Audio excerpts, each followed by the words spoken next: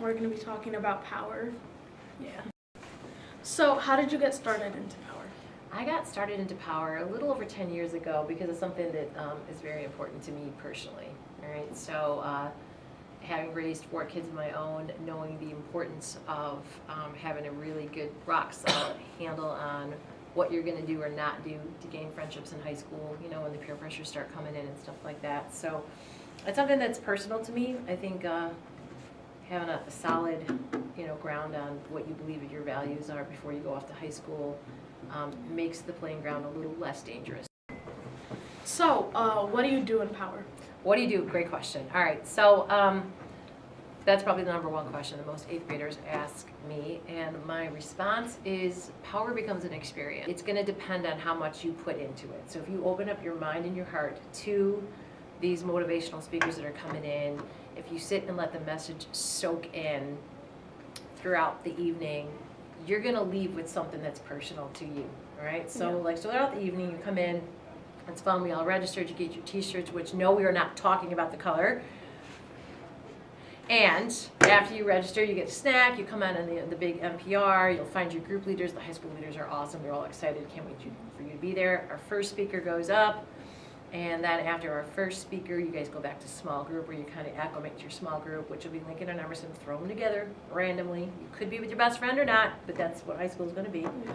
And they get you kind of all feeling comfortable, you know, you just have some fun games and whatever they're going to do. We don't tell them what they have to do. The high schoolers kind of take care of you guys.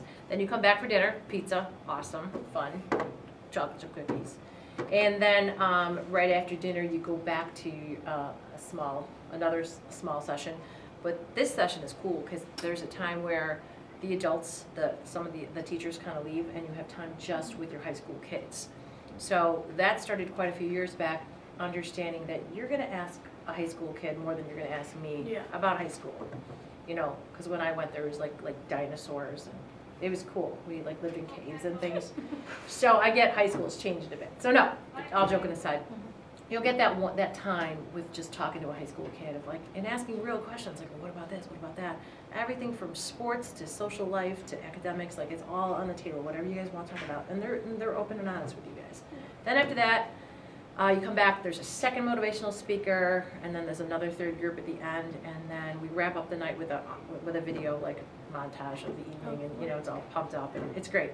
Everyone just leaves happy. So again, it's an experience. It's kind of what you put into it too. So it's fun. So from students in the past, what feedback have you heard?